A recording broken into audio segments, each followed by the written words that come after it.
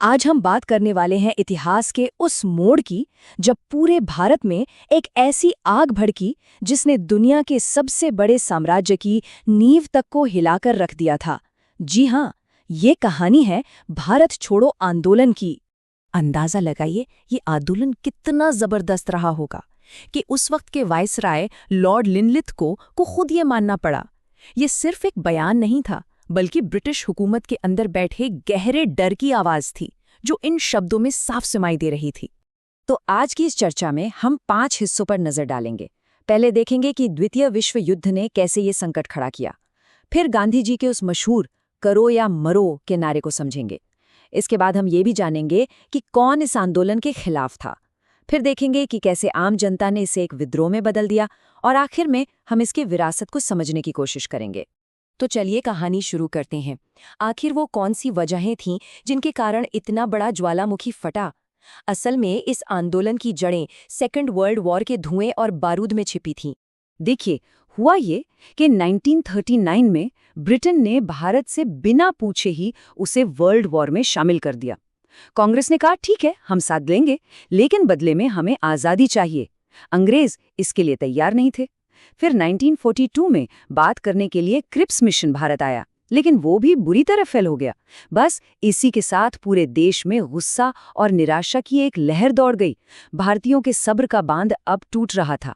Cripps mission की नाकामी पर महात्मा गांधी ने ये बहुत ही तीखे शब्द कहे थे। मतलब साफ था कि अंग्रेजों के वादों पर अब कोई भरोसा नहीं बचा था। ये तो एक ऐसे बैंक का चेक देने जैसा था जो खुद डूबने वाला हो। और जानते हैं, जब भरोसा टूटता है तो इनकलाब जन्म लेता है। इसी टूटे हुए भरोसे से एक ऐसा नारा निकला जो आज़ादी की लड़ाई का सबसे ताकतवर मंत्र बन गया। तारीख थी 8 अगस्त 1942 और जगह थी बॉम्बे का गोवालिया टैंक मैदान। यहीं पर ऑल इंडिया कांग्रेस कमेटी ने वो ऐतिहासिक भारत छोड़ो प्रस्ताव पास किया। उस दिन वहां के माहौल में एक अलग ही ऊर्जा थी, एक अलग ही जोश था। उसी रात गांधी जी ने अपना वो भाषण दिया जो इतिहास में अमर हो गया। ये कोई धमकी नहीं थी, ये एक आखिरी संकल्प था। करो या मरो का मतलब था कि अब पीछे हटने का कोई रास्ता नहीं बचा है। ये लड़ाई अब आर पार की थी।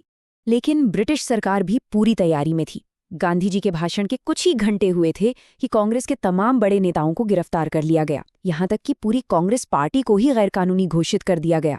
अंग्रेजों को लगा बस हो गया काम, आंदोलन शुरू होने से पहले ही खत्म। लेकिन वो बहुत बड़ी गलती कर रहे थे। पर कहानी इतनी सीधी भी नहीं है। एक तरफ अंग्रेजों का जुल्म था तो दूसरी तरफ देश के अंदर भी सब एक साथ नहीं थे। अब हम इस विश्लेषण के सबसे पेचीदा हिस्से की तरफ बढ़ रहे हैं। ये सवाल पूछना बहुत जरूरी है कि क्या पूरा भारत भारत छोड़ो के नारे के साथ खड़ा था? जवाब उतना सीधा नहीं है जितना लगता है। उस समय भारत का जो पॉलिटिकल लैंडस्केप था वो काफ़ी कॉम्प्लेक्स था। कई बड़े ग्रुप्स ने इस आंदोलन का विरोध किया और सबके अपने अपने कारण थे। जैसे मुस्लिम लीग, उन्हें डर था कि आज़ाद भारत में मुसलमानों के अधिकार सुरक्षित नहीं रहेंगे, इसलिए उन्होंने ब्रिटिश सरकार का साथ दिया। हिंदू महासभा ने आंदोलन का बाइकॉट किया ताकि वो प्रांतीय सरकारों में अपनी पकड़ बनाए रख सकें। कम्युनिस्ट पार्टी ने भी ब्रिटिश वॉर एफर्ट का समर्थन किया क्योंकि जर्मनी ने उनके साथ ही सोवियत संघ पर हमला कर दिया था। और हाँ, कई रियासतों के राजा महाराजा भी इस आंदोलन के सख्त खिलाफ थे। हिंदू महासभा के बड़े नेता श्यामा प्रसाद मुखर्जी ने तो बंगाल के गवर्नर को चिट्ठी लिखकर साफ कह दिया था। उन्होंने लिखा कि उनकी सरकार ये सुनिश्चित करेगी कि कांग्रेस का ये आंदोलन सफल ना हो। ये इस बात का सबूत है कि आज़ादी की लड़ाई में भी सब एक रास्ते पर नहीं चल रहे थे। तो सोचिए, सारे बड़े नेता जेल में थे, कई बड़ी पार्टियां खिलाफ थीं। तो फिर ये आंदोलन इतिहास का सबसे गंभीर विद्रोह बना कैसे? जवाब है आम जनता। जब लीडरशिप खत्म हो गई तो आम लोगों ने कमान अपने हाथों में ले ली। देश भर में 550 से ज्यादा डाकघरों पर हमला किया गया, जो उस वक्त ब्रिटिश कम्युनिकेशन सिस्टम की रीढ़ की हड्डी हुआ करते थे। 250 रेलवे स्टेशनों को निशाना बनाया गया।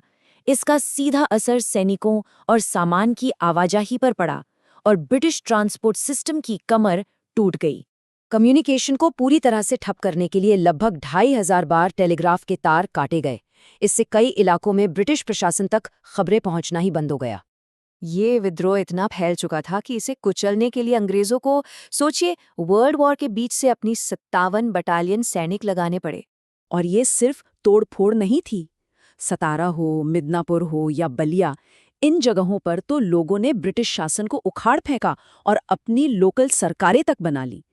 ये एक असली जनक्रांति थी जो शहरों से ज्यादा गांवों में ताकतवर थी। इस विद्रोह को बहुत बेरहमी से कुचल दिया गया। तो फिर इसकी विरासत क्या है? क्या ये एक फेलियर था या फिर ये एक ऐसी कामयाबी थी जिसे हम उस वक्त देख नहीं पाए? देखिए, इस आंदोलन को समझने के लिए हमें इसके दोनों पहलुओं को देखना होगा। शॉर्ट टर्म में देखें तो हाँ, ये फेल हुआ, भारत को तुरंत आज़ादी नहीं मिली। लेकिन लॉन्ग टर्म में इसने ब्रिटिश सरकार को एक साफ मैसेज दे दिया था कि अब भारतीय गुलामी सहने को तैयार नहीं है और भारत पर राज करना नामुमकिन हो चुका है। और हुआ भी वही। 1945 में जब ब्रिटेन में युद्ध के बाद इलेक्शन हुए तो लेबर पार्टी इसी वादे पर चुनाव जीती कि वो भारत को आज़ाद करेगी। भारत छोड़ो आंदोलन ने जो जमीन तैयार की थी, आज़ादी की इमारत उसी पर खड़ी हुई। इसने आज़ादी की लड़ाई का पूरा नैरेटिव ही बदल दिया। तो सवाल ये उठता है कि क्या ये सिर्फ एक और विद्रोह था या असल में ये वो पल था जब भारत ने मानसिक रूप से खुद को आज़ाद कर लिया था और बस कागजी कार्रवाई बाकी रह गई थी।